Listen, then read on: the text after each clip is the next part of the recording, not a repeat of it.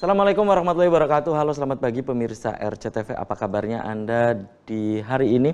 Senang sekali saya Afif Rifai hadir kembali di hadapan Anda di program Selamat Pagi Cirebon. Dan pemirsa, di pagi hari ini yang nanti kita akan diskusikan, yang akan kita bedah berkaitan dengan urgensi pendidikan karakter nih pemirsa. Nah ini pemirsa, mengapa saat ini bahwa pendidikan karakter harus kembali digulirkan ya, apakah berkaitan dengan kondisi saat ini misalnya anak-anak kita yang sungguh memprihatinkan, atau memang ini dari hasil evaluasi secara nasional, secara umum maupun di sekolah-sekolah berkaitan dengan perlunya kembali adanya pendidikan karakter. Dan apakah pendidikan karakter ini sama dengan seperti orang-orang tua kita dulu mengatakan bahwa dulu katanya ada yang namanya mata pelajaran budi pekerti dan seterusnya. Dan ini yang akan dibahas di pagi hari ini pemirsa. Dan di sebelah saya kenalkan dulu, ini ada akademisi dari IAIN Syekh Nurjati Cirebon,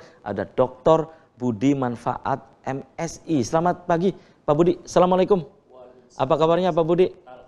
Oke, terima kasih nih sudah menyempatkan hadir di Selamat Pagi Cirebon. Saya langsung ke Pak Budi ya. Pak Budi, tentang urgensi pendidikan karakter. Nah, apa sih pendidikan karakter itu sendiri gitu Pak Budi? Silakan Pak Budi. Ya, terima kasih Mas Afif ya. Jadi ini memang tema yang sangat menarik ya. Bicara tentang karakter sebenarnya bukan bicara sesuatu yang baru ya. Walaupun di negeri kita Indonesia itu mulai diperkenalkan atau digembar-gemborkan tentang istilah pendidikan karakter itu adalah pada tahun 2009. 2009. Ya. Padahal kita ini udah lama gitu ya. Pendidikan kita tidak pernah meninggalkan karakter ya. Artinya terkait dengan pengembangan dan pendidikan karakter itu dunia pendidikan kita dari awal berdiri juga sudah menanamkan nilai-nilai. Misalnya apa gitu Pak Budi?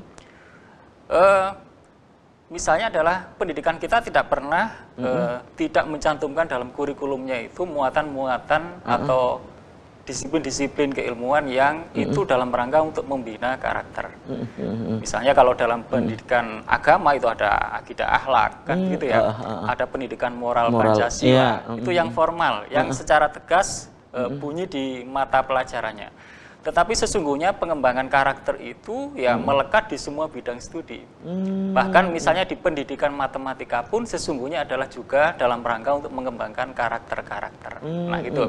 Nah sehingga saya sendiri secara pribadi sebenarnya tidak begitu kaget atau tidak begitu merasa wow ketika kemudian 2009 kita kemudian menggembar-gemborkan istilah pendidikan karakter. Karena itu sesungguhnya bukan sesuatu yang baru gitu ya.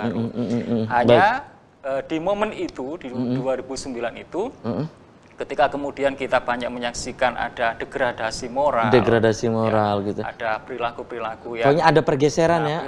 Itu. Kemudian orang sudah mulai secara formal ingin mengatakan, wah ini berarti penting banget menyebut-nyebut kembali atau menguatkan kembali pendidikan karakter. Bahkan perlu diformalkan, kan begitu ya.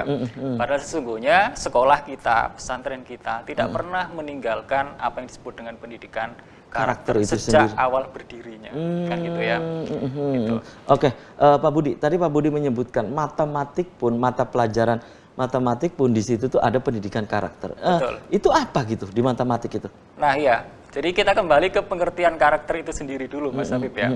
Karena sebagian orang mengira bahwa karakter itu adalah berkaitan dengan akhlak atau moral, yang itu hanya dikaitkan dengan pendidikan agama, kan begitu ya. Padahal sesungguhnya yang disebut karakter itu adalah sesuatu yang luas ya. Jadi kita kembali menengok bahwa tujuan Rasul dihadirkan, Rasul Muhammad misalnya ya. Rasulullah ya. Itu dihadirkan adalah untuk menyempurnakan akhlak yang mulia, liutammima makarimal akhlak. Nah, jadi dan kemudian dilanjutkan oleh para ulama-ulama, para kiai, para guru. Itu misinya adalah sama, menyempurnakan akhlak yang mulia. Nah, tentu saja bicara akhlak itu ya bagaimana sesama akhlak dengan sesama, bagaimana manusia itu berakhlak dengan hewan, berakhlak dengan lingkungan sekitarnya, dan juga bahkan berakhlak dengan sang penciptanya. Jadi ketika kita bicara akhlak, bicara tentang karakter, itu bicara sesuatu yang sangat luas sekali. Sehingga kalau kemudian pendidikan kita merumuskan ada 10 karakter yang akan dikembangkan, ada yang menyebut misalnya 12 ada yang karakter 15, gitu ya. Itu hanyalah sebuah penyederhanaan. Padahal kita luas sekali gitu ya. Padahal sesungguhnya adalah luas sekali. Nah, kalau saya merangkumnya Mas Habib, kalau perlu dirangkum ya, kan pendidikan itu menyasar tiga ranah ya. Ranah kognitif, ranah afektif, ranah psikomotorik.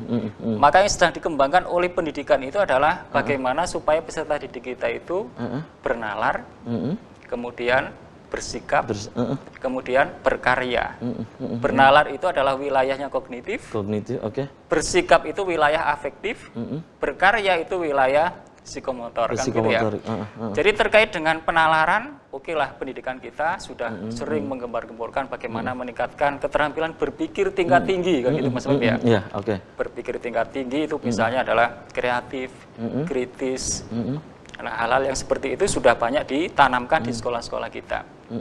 Tetapi yang kemudian sedikit porsinya itu adalah yang menyentuh aspek afektif. Afektif ini ya. Jadi bagaimana melatih siswa-siswa kita itu untuk bersikap. Bersikap atau merespon terhadap misalnya keberagaman. Ya. Jadi sekolah-sekolah kita itu hari ini salah satu yang ditantang adalah bagaimana menanamkan sikap-sikap itu, sikap toleran, sikap menghormati inklusif lah ya, pendapat orang lain dan seterusnya. Baik. Jadi ketika kita hari ini melihat ada orang yang misalnya mengklaim kebenaran hanya milik diri sendiri, kebaikan hanya milik diri sendiri. Nah, ini bagaimana sekolah juga turut berperan mengembangkan karakter, sikap-sikap yang itu tadi ya? itu.